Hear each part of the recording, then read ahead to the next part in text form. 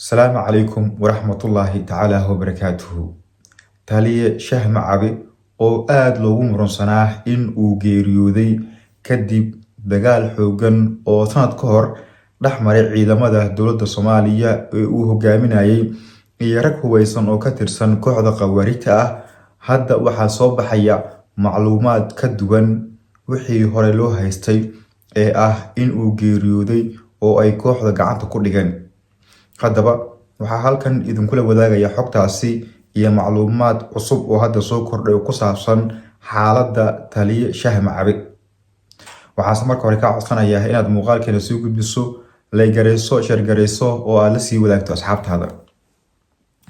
Waxaa aad loogu muransan yahay weli arrinta ku saabsan in uu geeriyooday mid ka mid ah saraakiisha ciidanka dowladda, gaar ahaan kuwii ku soo caanbaxay badbaado qaran ee aad uga soo horjeeday dowladdii uu hogaaminayay Maxamed Cabdullaahi Farmaajo, isla markaana ciidamo uu hogaaminayo ay aad ugu soo dhawaadeen xarunta madaxtooyada ee Villa Soomaaliya 2 sano iyo bar ka hor.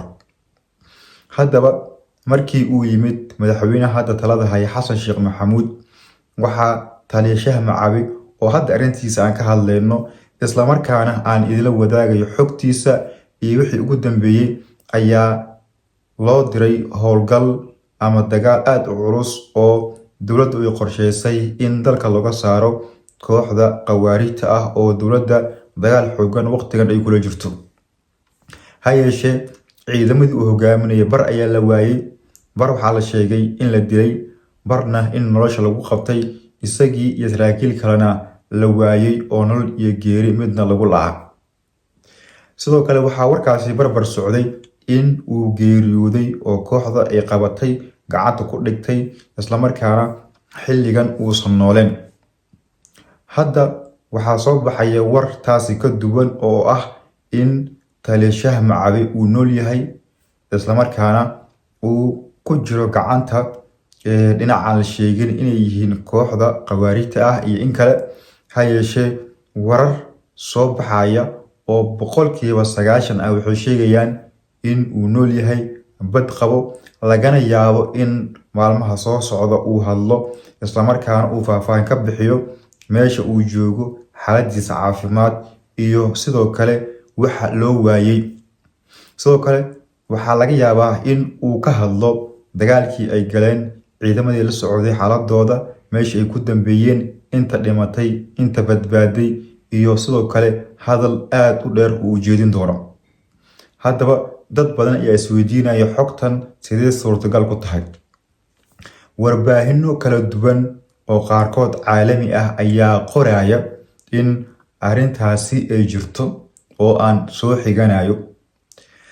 Waxaana warkan uu aad u sii xoogeysanaya toddobaad ka hor inta aan hadda idinla wadaagin. Waxaana jiray warbaahinno qoraalo ah oo aad u hadalhaya arrinta Shaah Macabe, isla markaana ay ku sheegayeen in uu nool yahay, lagana yaabo in uu soo hadlo. Ha yeeshee aysan ahayn in uu geeriyooday taliye Shaah Macabe.